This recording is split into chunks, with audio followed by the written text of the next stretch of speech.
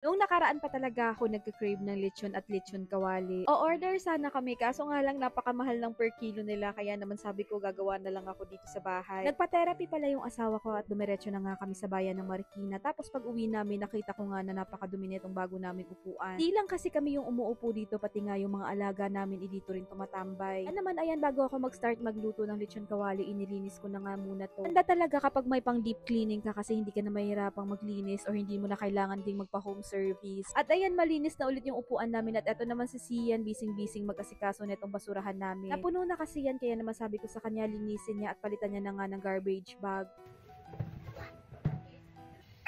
Ito palang pork belly is nasa 3 kilos siya tapos hindi ko na nga rin siya pinahiwa. Hindi ko na siya pinahiwa kasi akala ko magkakasya siya dito sa kawali namin. Mali nga yung tansya ko kaya naman ayan, hiniwa ko na siya sa 4.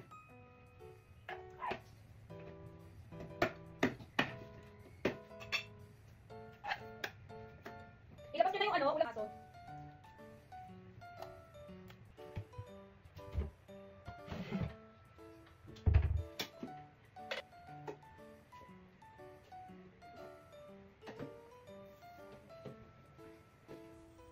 Para naman mas mabilis siyang lumambot kaya naman dito ko na siya papakuluan sa pressure cooker. Naglagay lang ako ng paminta, sibuyas, bawang, tanglad, asin. Dapat nga rin may dahon ng laurel yan kaso nga lang nakalimutan ko.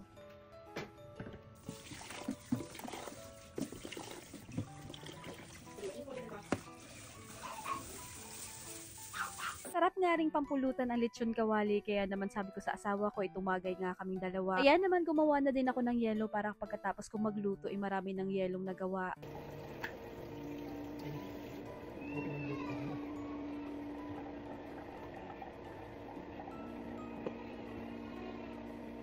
Bluetooth connection din.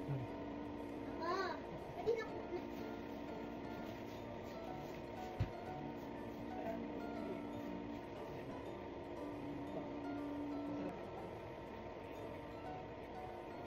Niwaan ko na nga rin pala itong pork belly para mas mabilis siyang maluto. Tapos after ko siyang hiwaan, budburan ko rin ng asin tapos lalagyan ko rin ng suka. Nakakatulong kasi yan para mas mabilis mag-crispy itong balat ng pork.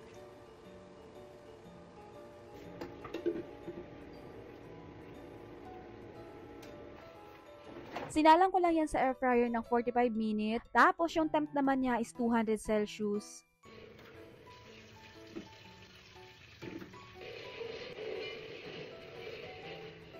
O diba, puro na naman tayo kain kaya naman next time na lang yung diet. Dito pala sa second batch is same lang yung temperature pero yung time niya is nasa 1 hour na.